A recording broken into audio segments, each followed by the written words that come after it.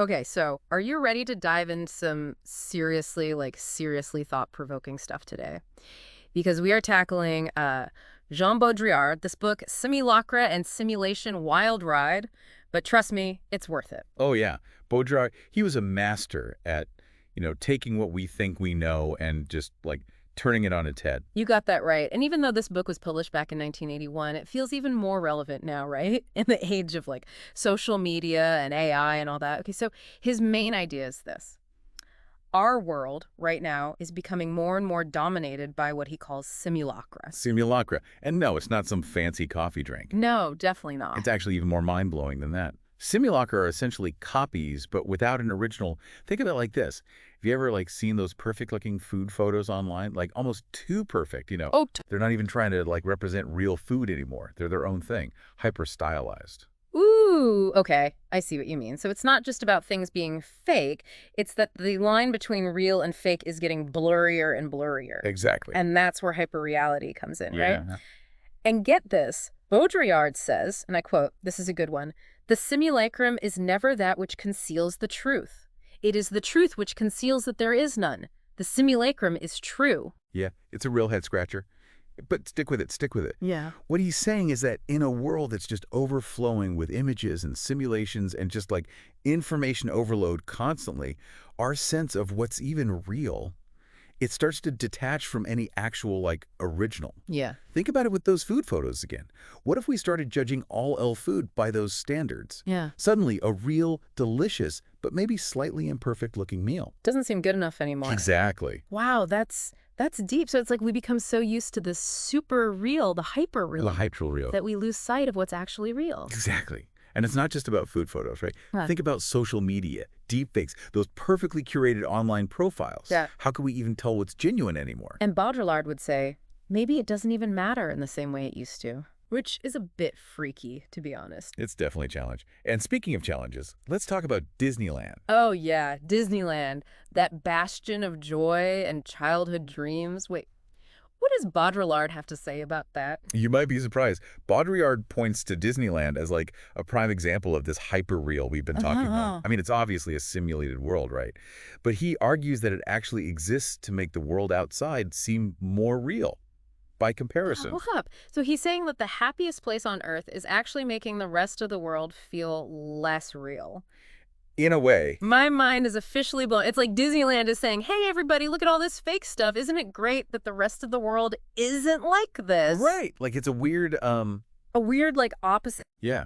It creates this feedback loop where the more artificial it becomes, the more we, cling to the idea of a real world outside its gates. Even though, like we were saying, that line might be way more blurry than we think. Exactly. And he even calls Disneyland a waste treatment plant for recycling our dreams.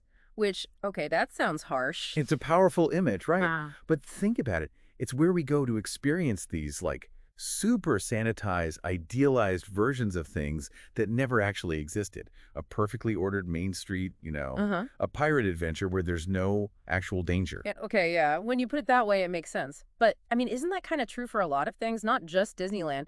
Think about how often we all compare our real lives to what we see on Instagram or, in the movies. Oh, absolutely. Think about it. The places you go to, escape. To experience something different. It could be a music festival, a themed restaurant. Or even just scrolling through Instagram, like I said. Exactly. Are those experiences any less constructed than Disneyland? Whoa, that hit close to home. But I mean, Disneyland, the IS, fun. There's nothing wrong with a little escape now and then, right? Of course not. And Baudrillard's not saying we should all, become hermits and swear off anything fun or entertaining. His point is more that we should at least be aware of these hyperreal spaces, how they might be, shaping our perceptions, even if we don't realize it. It's like, Once you see the man behind the curtain, you can't unsee him. You can still enjoy the show, but you're looking at it with new eyes. I like that. Be aware, but don't let it ruin the fun. Speaking of awareness, Baudrillard also talks about this really fascinating example with the movie The China Syndrome. and the 3 Mile Island nuclear incident. Oh, yeah, the China syndrome. That's a good one. So for those who haven't seen it, the China syndrome is, well, it's a movie about a fictional nuclear meltdown. And get this, it was released just 12 days before the real-life 3 Mile Island incident happened. Yeah, talk about timing, right? Seriously. So Baudrillard uses this to kind of like explore how the simulated event, the movie almost like foreshadowed or maybe even influenced how people saw the real event. It's like the movie, even though it was fictional, it gave people this framework, right? This narrative to understand what was happening at 3 Mile Island. Because they had this story, this simulation already in their heads. Exactly. Even though in reality, the two events were totally unrelated. Wow. Okay, so it's not just Disneyland or Instagram then. It's about how these simulations, these kind of fake worlds we create, can actually shape how we understand really important events, too. Yeah, and Baudrillard argues that these simulations, they can actually make us more indifferent to real events and more fascinated by the simulated versions. Think about it. When you hear about like a major news event today, what's the first thing you see? Probably a tweet or like a news alert on my phone. Exactly. And those little snippets of information, those images and headlines, those are already a form of simulation, a version of the event that's been, mediated. They're not the event itself. That's kind of scary when you really think about it. It's like we're always at least one step removed from what's actually going on. And that distance, that removal, that's what Baudrillard wants us to be aware of. He's not saying we should all become like conspiracy theorists and distrust everything, but be more critical, more discerning. Don't just take everything at face value. Exactly. And that brings us to another pretty provocative idea from Baudrillard, one that takes us into some pretty intense territory. His analysis of J.G. Ballard's novel, Crash. Crash. Okay, I'm intrigued, but I'm also, like, a little terrified. What's so intense about this book? Well, let's just say it's not your typical light reading. Crash is, well, it explores this group of people who find themselves sexually aroused by car crashes. Whoa. Okay, yeah, that took a turn. I can see why you said intense. But what does Baudrillard have to say about a book like that? Why is it relevant to everything we've been talking about? So this is where I think Baudrillard gets really, really interesting. He sees Crash as reflecting like a deeper truth about our relationship with technology today. Okay. It's like Ballard, the author, is taking all our anxieties about technology, its power, its potential for both, like harm and pleasure, and just like cranking them up to 11. So he's using this really extreme scenario to make a point about, like, our everyday lives. Yeah. Think about it, right? Technology is so, like, intertwined with our bodies these days. Our phones are practically extensions of ourselves. We've got Fitbits tracking our every move, VR headsets immersing us in these virtual worlds.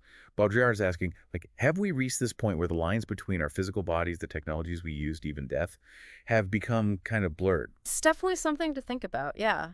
And you're right, we're more and more reliant on technology. I mean, we haven't quite reached Crash levels. Thankfully. Yeah.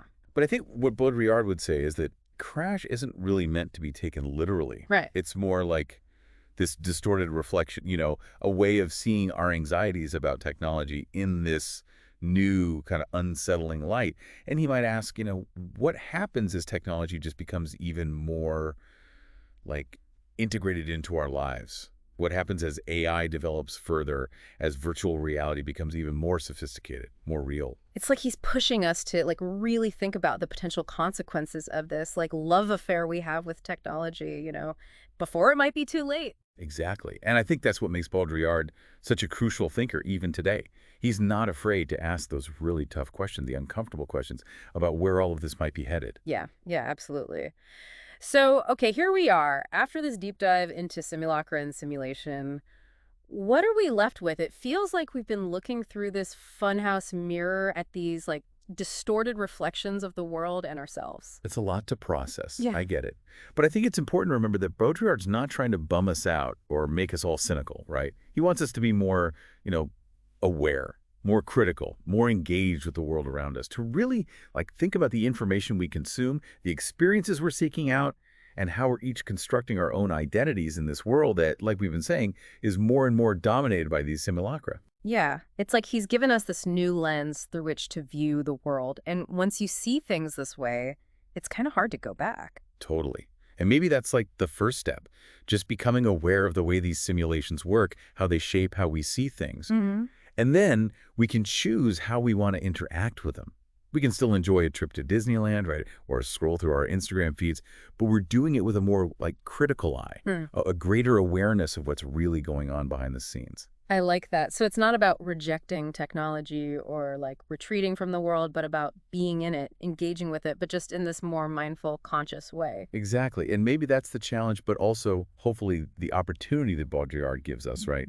To find meaning and authenticity in this world where the line between the real and the simulated, it's getting blurrier all the time. Well said. A huge thank you to our expert today for guiding us through this whirlwind tour of Simulacra and Simulation. It's definitely given me, and I'm sure all of you listening, a LOT to ponder. So next time you're scrolling through your phone, watching a movie, or even just planning your next vacation, ask yourself, what parts of my reality might be more simulated than I realize? You might be surprised by what you find. That's all for today's deep dive. Until next time, keep exploring, keep questioning, and keep those brains buzzing.